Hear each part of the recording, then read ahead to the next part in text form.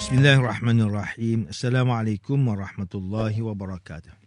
Innal hamdalillah nahmaduhu wa nasta'inuhu wa nastaghfiruh wa na'udzu billahi min shururi anfusina wa min sayyiati a'malina. Man yahdihillahu fala mudilla lahu wa man yudlil fala hadiya lahu. Asyhadu an la ilaha illallah wahdahu la syarika lah wa asyhadu anna Muhammadan 'abduhu wa rasuluh. Allahumma salli wa sallim ala sayyidina Muhammad wa ala alihi wa ashabihi wat tabi'in wa man tabi'ahum bi ihsan ila yaumiddin. A'udzu billahi minasyaitonir rajim. Ya ayyuhalladzina amanu taqullaha haqqa tuqatih wa la tamutunna illa wa antum muslimun. Amma ba'd. Yang berusaha Tuan Haji Ahmad Nazri Muhammad Yusof selaku penerbit rancangan tafsir Al-Quran dan seterusnya sidang pendengar yang dirahmati Allah. Alhamdulillah, pertamanya marilah kita bersama-sama merafakkan setinggi kesyukuran kehadrat Allah Subhanahu Wa Taala di atas segala nikmat kurniaan dan rezekinya yang tidak ternilai. Selawat dan salam ke atas junjungan besar Nabi Muhammad sallallahu alaihi wasallam, ahli keluarga baginda dan para sahabatnya yang tercinta. Bersama saya Profesor Dr. Muhammad Najib bin Abdul Qadir, Pusat Kajian Al-Quran dan Sunnah, Fakulti Pengajian Islam, Universiti Kebangsaan Malaysia. Tuan-tuan, puan-puan, para pendengar yang dimuliakan, pada hari ini kita akan menyambung kembali rancangan tafsir Al-Quran bagi siri ke-56. InsyaAllah pada kali ini kita akan membincangkan mengenai pentafsiran ayat ke-78 surah Yunus. A'udzu billahi minasyaitonir rajim. Bismillahirrahmanirrahim.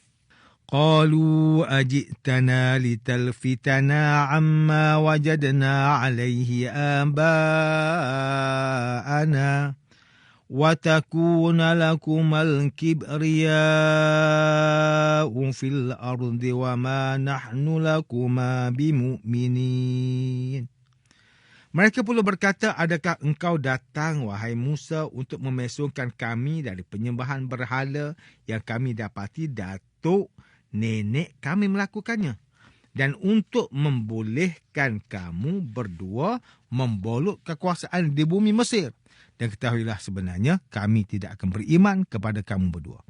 Muslimin dan muslimat yang dirahmati Allah, Profesor Dr. Muhammad Quresh Shihab melalui kitabnya Tafsir Al-Misbah menjelaskan makna wajadna alaihi aba'ana yang mengisyaratkan kemantapan mereka mengikut tradisi kerana mereka telah dibesarkan dengan tradisi itu setelah melihat dan mendapati orang tua mereka melakukannya. Bahkan mempertahankannya demi cinta mereka kepada orang tua dan peninggalannya. Di sisi lain, tradisi itu sangat sukar untuk ditinggalkan kerana ia telah menguasai mereka sebagaimana dapat difahami melalui kalimah alaih, seakan-akan tradisi lama itu mengatasi mereka. Profesor Dr. Muhammad Quresh Shihab juga menjelaskan makna wa ma nahnu lakuma bimu'minin dengan mendahulukan kata lakuma yang bermaksud terhadap kamu berdua atas orang beriman. Hal tersebut untuk memberi isyarat bahawa ketidakpercayaan mereka bersumberkan daripada peribadi kedua Nabi Agung tersebut. Boleh jadi kerana baginda berdua dari Bani Israel, sedangkan Fir'aun Qibti adalah orang Mesir.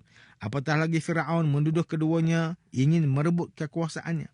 Ayat ini juga menggambarkan isi hati dan latar belakang penolakan tuduhan mereka terhadap Nabi Musa AS dan Nabi Harun AS. Ucapan mereka itu mengisyaratkan bahawa penolakan mereka itu datang kerana kekhawatiran jangan sampai keruntuhan kepercayaan yang mereka warisi yang telah membangun dan mengukuhkan sistem politik dan ekonomi mereka akan musnah kerana kepercayaannya diserukan ini. Keinginan mereka yang meluap-luap untuk mempertahankan kekuasaan. Mereka ini diumpamakan seperti orang yang hanya bertaklid. Pertama, mereka tidak menggunakan akal kerana mereka sekadar melakukan apa yang telah dilakukan oleh orang sebelumnya. Atau seperti seseorang yang hidup dalam generasi lalu. Kedua, mereka memandang bahawa apa yang dilakukan orang lain tidak membebankan mereka dengan sesuatu apapun. Tetapi seorang Rasul telah memberi beban sehingga mereka risau tidak memperoleh manfaat. Apabila sesuatu yang akan dikerjakan mereka akan dinilai halal dan dibenarkan oleh Rasul. Tetapi apabila baginda melarangnya, seperti larangan melakukan kemungkaran atau memaki seseorang, maka larangan ini dianggap mengongkong gerak-geri mereka, berbeza jika mereka mengikuti jejak nenek moyang yang sesat. Sidang pendengar yang dimuliakan, Profesor Dr. Zainal Arifin Zakaria melalui kitabnya Tafsir Inspirasi ketika mentafsirkan ayat ke-78 surah Yunus ini dengan menjelaskan bahawa dakwah Nabi dan da'i itu adalah untuk menyembah Allah. Mereka berkata, apakah engkau datang kepada kami untuk memalingkan kami dari apa kepercayaan yang kami dapati nenek moyang kami mengerjakannya, iaitu menyembah berhala, dan agar kamu berdua mempunyai kekuasaan di bumi, iaitu negeri Mesir. Kami tidak akan mempercayai kamu berdua.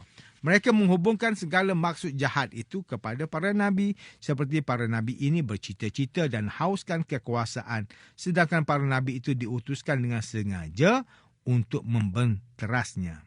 Manakala Profesor Dr. Tengku Muhammad Hasbi As-Siddiqi menulis kitabnya Tafsir An-Nur mentafsirkan ayat ke-78 surah Yunus ini dengan menyatakan bahawa mereka bertanya, apakah kamu datang untuk memalingkan, iaitu menjauhkan kami dari agama yang telah dianuti oleh orang tua kami, sehingga kedudukan pemimpin agama berpindah ke tangan kalian berdua. Demikian pula pemerintahan dan kebesaran dunia yang berada di Mesir. Kami sama sekali tidak mengikuti kalian dalam hal yang membuatkan kami perlu meninggalkan agama orang tua kami. Profesor Dr. Tengku Muhammad Hasbi As-Siddiqi menyatakan bahawa 4 ayat, iaitu ayat ke-75 hingga 78 surah Yunus ini menjelaskan bahawa Fir'aun dan kaumnya mendustakan Nabi Musa dan menuduh bahawa mukjizat yang dibawa oleh Nabi Musa adalah sihir. Ayat-ayat ini juga menjelaskan sebab-sebab keingkaran mereka kepada Nabi Musa kerana takut akan kehilangan kebesaran mereka, iaitu pangkat, jawatan dan sebagainya. Sidang pendengar yang dikasihi oleh Allah Subhanahu Wa Taala, dalam kitab Tafsir Al-Azhar karya Haji Abdul Malik Karim Amrullah ataupun Hamka mentafsirkan ayat ke-78 surah Yunus ini dengan menyatakan bahawa seruan kebenaran yang dibawa Nabi Musa tentang keesaan Allah yang pada awalnya mereka tuduh sehingga sihir kerana Nabi Musa menunjukkan bukti bahawa dia memang Rasul. Kini mereka mengatakan pula perkara yang lain. Mereka bertanya, apakah maksud kedatangan engkau ini hendak memesongkan perhatian kami daripada pusaka nenek moyang kami. Pusaka turun-temurun dari raja-raja yang dahulu telah beribu tahun bahawa Tuhan itu adalah Fir'aun. Kekuasaan atas negeri ini dibina dan ditegakkan atas kepercayaan rakyat bahawa Fir'aun adalah dewa, Tuhan, bertuah, suci, mulia dan keramat. Kalau dasar yang demikian diganggu-gugat, bermaksud ialah khabar ini untuk meruntuhkan kerajaan Mesir. Kalau rakyat tidak mengakui lagi bahawa Fir'aun adalah Tuhan, akan kacau bilau negeri ini. Tidak ada pimpinan. Maka mereka teruskan pertanyaan, apakah memang demikian maksud kalian berdua, iaitu menghendaki kekuasaan Fir'aun runtuh dan supaya kalian memiliki kebesaran di bumi ini. Lantaran itu mereka mengucapkan, dan tidaklah kami akan percaya kepada kamu berdua. Dengan hujung ayat ini dibukakanlah oleh Allah rahsia sebab Fir'aun dan penyokongnya itu menyombong diri, yakni kerana takut akan hilang kekuasaan. Takut kekuasaan mereka akan diusik dan disentuh. Adapun perdebatan tentang bukti yang dikemukakan Nabi Musa AS, tongkat jadi ular atau tangan dikepit di ketiak dan kemudian dikeluarkan lantas menimbulkan sinar cahaya. Mereka tetap pada pendirian bahawa itu memang sihir dan sihir Musa ini harus diatasi dengan sihir juga supaya tidak sampai kepada rakyat berkenaan dari kebesaran Fir'aun kepada mukjizat Musa. Tuan-tuan dan puan-puan yang dirahmati Allah, demikianlah tafsir bagi ayat ke-78 surah Yunus menurut pentafsiran oleh para ulama. Ayat ke-78 surah Yunus menjelaskan berkenaan kaum yang mengikut kepercayaan nenek moyang mereka dengan membuta tuli. Meskipun telah didatangkan oleh Allah SWT ajaran tauhid melalui Nabi Musa AS dan saudaranya Nabi Harun AS serta diperlihatkan kemukjizatan Nabi Musa, mereka tetap memilih jalan kekufuran kerana lebih mengutamakan kepentingan sendiri. Umat Islam pada hari ini seharusnya meyakini ajaran Islam beserta seluruh syariatnya dengan kefahaman yang benar. Hal ini supaya kita tidak menjadi golongan taklid yang hanya menurut tanpa ilmu, kerana orang yang menurut tanpa ilmu dan kefahaman amat mudah dipesongkan oleh anasir luar dan cabaran emosi spiritual.